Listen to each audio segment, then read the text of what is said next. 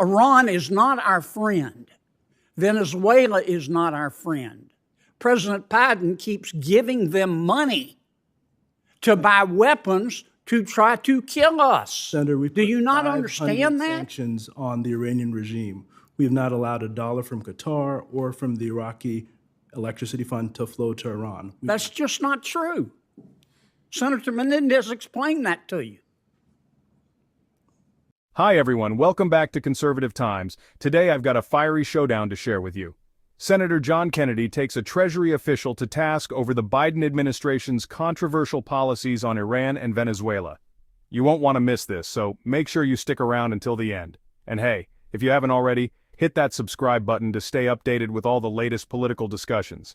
Senator Kennedy from Louisiana is recognized. Thank you, Mr. Chairman. Mr. Secretary, the Biden administration has operated as Iran's best friend, hasn't it? No, I disagree completely, Senator. Well, Iran sold Iraq $10 billion, not million, $10 billion worth of electricity. But Iraq couldn't pay them because of our sanctions against Iran. Biden administration waived those sanctions, didn't it? Senator, so that Iran could get $10 billion. Isn't that a fact? No, Senator. Those waivers started under the Trump administration. That money is still in Iraq. That money has never been to Tehran. It will never go to Tehran. The first waiver was on July 2023, wasn't it? Senator, I believe those waivers started in 2018. The first waiver that the Biden administration did was July of 2023, wasn't it? So, Senator, again, I believe the waiver program started in. You didn't issue a waiver on July of 2023. Senator, the waivers were continued into 2023. And you issued another waiver to get the money to Iran in November of 2023, didn't you? Senator, as I said, that money has never been, will never go to Iran. The money is still in Iraq. The money may be used for humanitarian purposes, but not $1 of that money. And you issued another waiver on March of 2024, not too long ago. That was 6 weeks after Iran killed 3 American soldiers. Senator, You gave Iraq permission to give Iran $10 billion, didn't you? No, Senator. As I mentioned, this was something that started in 2018 under the Trump administration. It allowed Iraq to purchase electricity and to store that money in Iraq. None of that money to date will ever go to Iran. The money is being held for humanitarian purposes. You're not telling the truth, Mr. Secretary. No disrespect, but that's just not true. Senator Menendez and Senator Scott made the point. We all know, unless you peaked in high school, you know that money is fungible. The Biden administration also paid Iran $6 billion to release 5 of our prisoners, didn't it?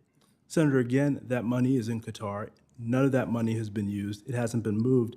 And as I said earlier, while money is fungible in the United States because we care about our people, it's not fungible for the Iranian. So the money's in Qatar, in a bank in Qatar? Yes. Now, what do you think? Who controls that bank in Qatar? Those banks are controlled by those individuals who run that financial institution. I see. So if President Biden says Qatar Bank, don't give this money to Iran, and the Qatar government says give the money to Iran, who do you think the Qatar Bank's going to listen to, Mr. Secretary?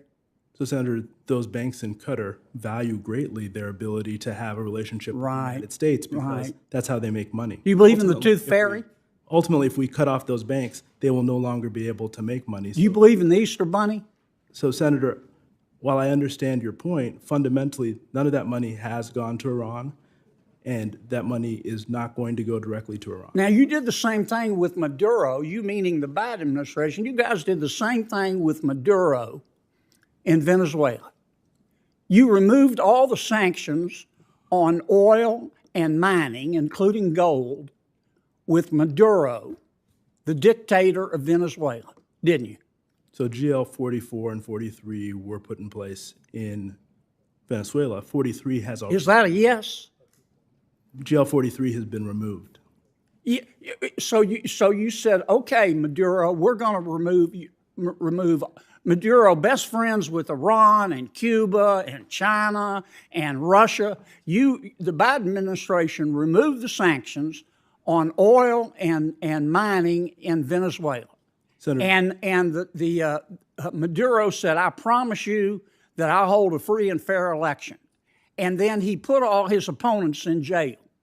And the Biden administration has done nothing, hasn't it, except stand there sucking on its teeth. So, Senator, I want to say again, we provided general licenses. We did not remove the sanctions. The reason we did that was because we did not trust. So what we can do The with those sanctions on Maduro's oil are not there, are they? General License 44, which gives permission for the sale of oil, expires on April 17th, which will then put those sanctions back in place. We did not remove the sanctions. We provided general The license. problem you folks have is that you want to quote Socrates in the middle of a bar fight. Iran is not our friend. Venezuela is not our friend.